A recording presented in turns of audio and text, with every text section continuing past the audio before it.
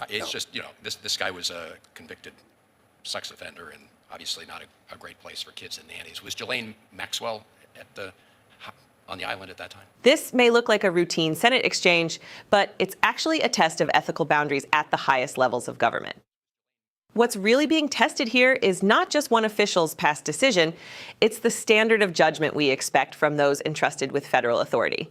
This raises broader questions about proximity to power, oversight, and whether institutional scrutiny applies equally across administrations. In this video, we'll break down how a brief but pointed line of questioning exposes deeper tensions between personal conduct, public trust, and congressional accountability. Senator Van Hollen.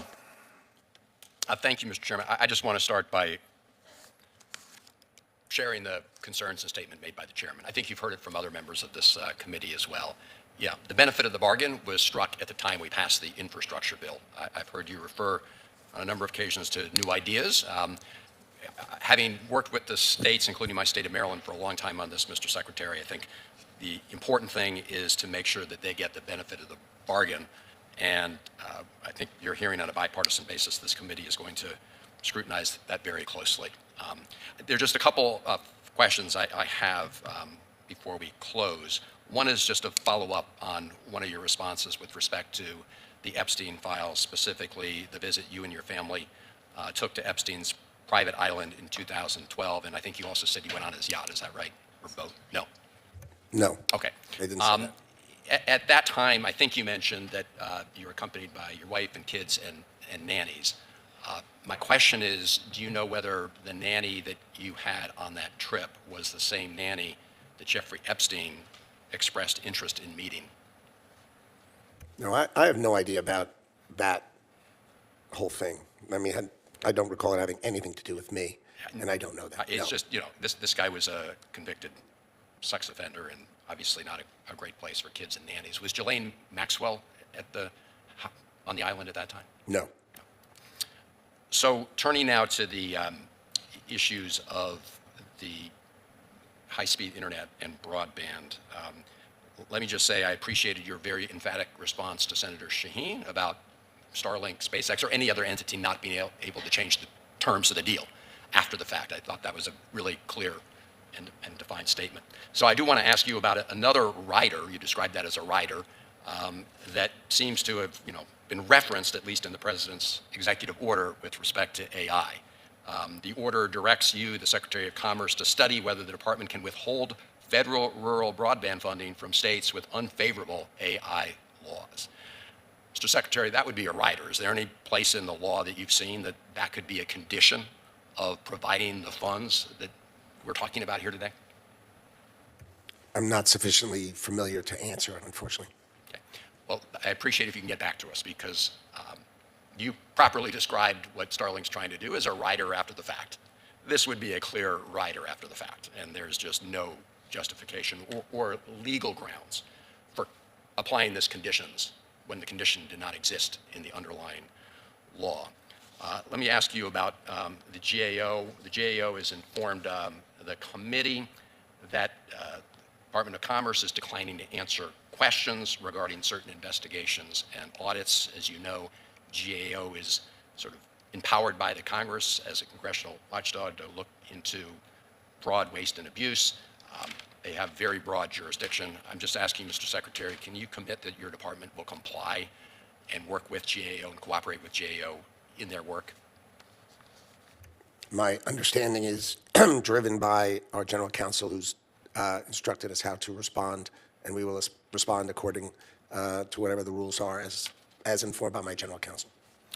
Okay. Well, I hope, Mr. Chairman, that we have a shared interest in making sure that GAO can conduct the proper oversight of the department. It comes with every administration, and so it seems to me that's something that the department should comply with. Let me just briefly follow up on questions from Senator Coons and Senator Reed regarding the export of very high-end U.S. technologies, high-end chips, which of course are important to power AI. And I was very concerned. Well, first of all, I was happy to see early in the administration the adoption of the affiliates rule, right? So when you say we are not going to allow the export of a high-end technology to one entity, that we also make sure that we don't export those same high-end technologies to their subsidiaries or other related entities. Because it made sense that if you're going to close the front door, you shouldn't open the back door. For the life of me, Mr. Secretary, I can't understand why that was repealed. Could you take a moment and let me know why and whether you plan to reinstate the affiliates rule? The complex relationship between the United States and China is in the hands of the President of the United States and Secretary of State, and they help us and instruct us, and we follow their lead. So it's interesting, Mr. Secretary, we had the, our trade ambassador here, and I asked him questions about this, and he said to ask you. Now you're telling me I should ask Secretary Rubio or the President. You are in charge ultimately of, well, the President, of course, is ultimately in charge, but the export controls policies of this administration, frankly, have been very confusing when it comes to chips. I mean, we all know about the episode that the President went to the UAE after his sons traveled there and the deal that went down. But I am focused now on China.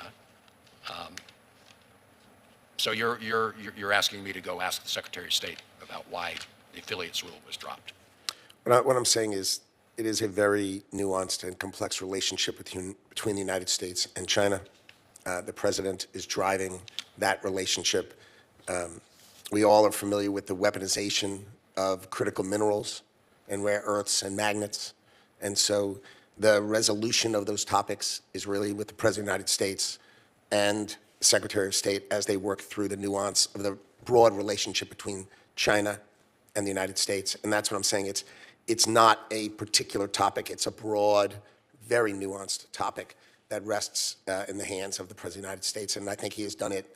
He has handled that situation, I think, brilliantly. Well, we'll have to disagree on that. I see the Chairman has his finger on the button. I'm going to submit some questions regarding the issue of the Trump administration's decision to take a stake in the rare earth sector. I think it was U.S. rare earth, and I will be following up for the record on that, Mr. Secretary. Thank you, Mr. Chairman. Senator Murkowski.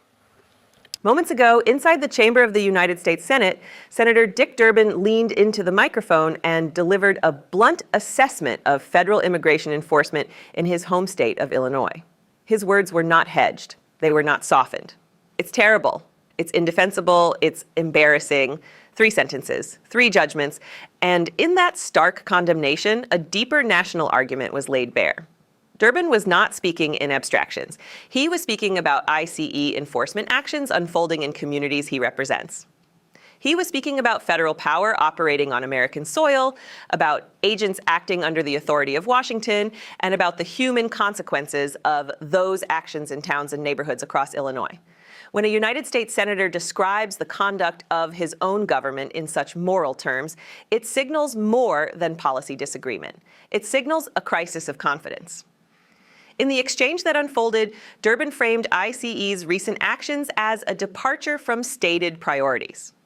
He argued that enforcement no longer focuses on border security or the removal of individuals who pose genuine threats, but instead reaches deep into settled communities. His tone was not theatrical, it was measured but unmistakably urgent. He called the approach indefensible. He called it embarrassing. In doing so, he placed a moral question before the country. What does enforcement look like in a nation that claims to value fairness and due process? This moment was not simply about immigration. It was about accountability. It was about the balance between federal authority and constitutional safeguards. It was about whether executive agencies answer to Congress and whether Congress is willing to press them when it believes lines have been crossed. When a senator publicly rebukes an agency tasked with enforcing federal law, it reflects tension inside the American system itself. ICE operates under the Department of Homeland Security. It carries out directives shaped by the White House, yet oversight rests with Congress. That oversight only has meaning if lawmakers are willing to confront power when they believe it is being exercised in ways that undermine trust. Durbin's remarks also exposed the political divide surrounding immigration enforcement. For some Americans, strict enforcement represents a necessary assertion of sovereignty. For others, the manner and scope of that enforcement raise alarms about fairness and proportionality. The debate is not new, but the intensity of the language used in this hearing underscores how deeply it resonates in communities across the country. It's terrible. That word suggests failure. Not just tactical missteps, but something fundamentally wrong. It's indefensible. That word implies that no adequate justification exists. It's embarrassing. That word speaks to national reputation, to how America sees itself, and how it is seen by the world. Behind those words lies a larger story about power. Federal agencies wield immense authority. They conduct operations, detain individuals, and shape lives in ways that most Americans never directly witness. When that authority is questioned inside a Senate hearing, it becomes visible. It becomes part of the public record. It becomes a matter not just of enforcement statistics, but of national conscience. The American system was designed with friction built into it. The executive branch enforces, the legislative branch oversees, the judiciary interprets. That tension is not a flaw. It is a safeguard. It ensures that no single branch operates without scrutiny. But that safeguard only functions when lawmakers are willing to challenge their own government, even when it is politically inconvenient. Durbin's criticism signals that, for many, the debate over immigration enforcement has moved beyond technical disputes. It has entered the realm of moral responsibility. What kind of country does America aspire to be? How does it reconcile the rule of law with the principles of justice and human dignity? How does it ensure that enforcement does not erode the very freedoms it seeks to protect? These are not easy questions. They do not fit neatly into partisan slogans, but they are questions that define eras. In Illinois, as in many states, communities are watching, families are watching, local leaders are watching. They are measuring the gap between rhetoric and reality. They are asking whether federal power reflects the values Americans profess in their founding documents. And in Washington, under the bright lights of a Senate hearing room, those questions echoed through a simple but forceful declaration. Terrible, indefensible, embarrassing. Whether one agrees with Senator Durbin or not, his words highlight something essential about democracy. In America, elected officials can stand up and criticize their own government on the record. They can demand answers. They can challenge policy. That openness is a strength. But it also carries a responsibility to move beyond condemnation and towards solutions that uphold both security and justice. This hearing was not the end of the debate. It was a chapter in a larger national reckoning over immigration, executive authority, and the meaning of accountability in a constitutional republic. As viewers, we are not merely spectators. We are citizens. The power exercised in our name belongs ultimately to us. Oversight is not an abstract principle. It is the mechanism by which democracy defends itself.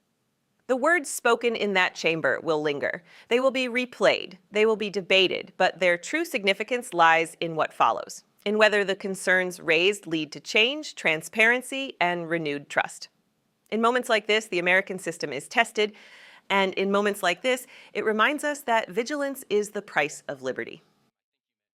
If you believe in transparency, in accountability, and in the enduring promise of the Constitution, stay informed, stay engaged, and subscribe to Liberty Report USA as we continue to examine the moments that shape our nation's future and expose the truth behind the headlines.